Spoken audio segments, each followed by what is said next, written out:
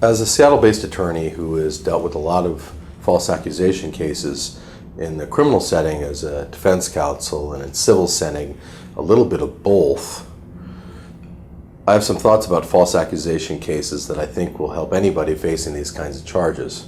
And first and foremost, starting with, you need to write down what happened as soon as possible and as close to the event as possible. The reason you do this is memories are best when they're fresh, and in false accusation cases, detail is especially important.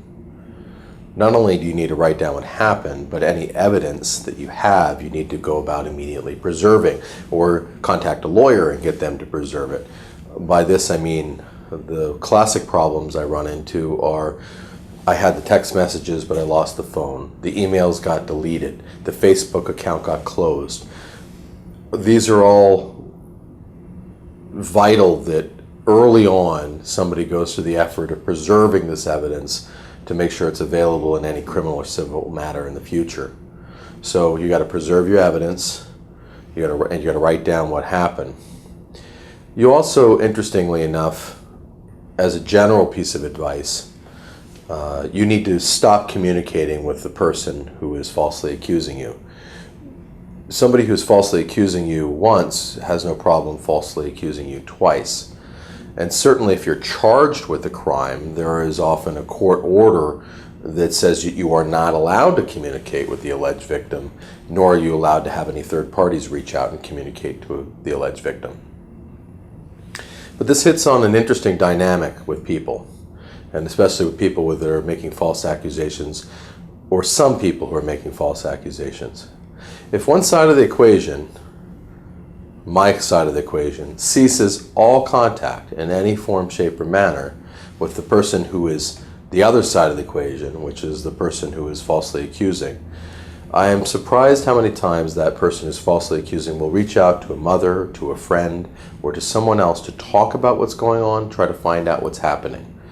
And in the process of having that conversation, which when I speak with families and people involved in these kind of cases, it is very important that they put their listening ears on and they listen and they allow the other person to talk. I'm amazed at what gets divulged. So my point is, interestingly enough, if you shut down all communication on one side, in false accusation cases, the other side may often reach out to try to pass on information or find out things, and in the process tell relevant information. Kind of hits on the other topic in false accusations, which is important to remember, that even if somebody files a false accusation against you, it doesn't change their character, their nature. Their nature is somebody who will lie. Their nature is somebody who will exaggerate. Their nature is somebody who will harass. Their nature is whatever.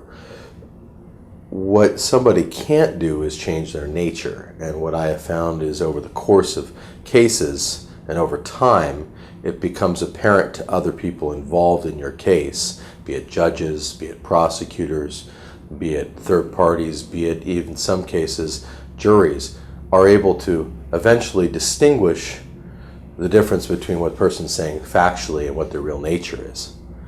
And in order to set that up properly, one, you can't play on their field, you have to play on your own. You have to be calm, you have to be patient, you have to stick to the facts and what happened and the truth consistently through the process. And in that set of circumstances, the victim may eventually expose their nature. Now, this isn't a science. There's no exact formula to taking apart and winning false accusation cases. These are just general pieces of advice that I recommend anybody follow when they're dealing with a false accusation case.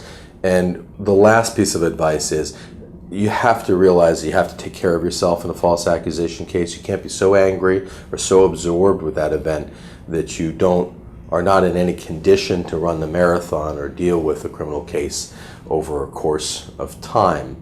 So rely on friends or family, or if that's not available or you don't feel comfortable doing that, rely on professional friends, psychologists, psychiatrists, to talk about the case, how it came about, and your feelings on it, so that you're able to process the event and not harbor that anger and affect your life or affect your case in a way that's negative.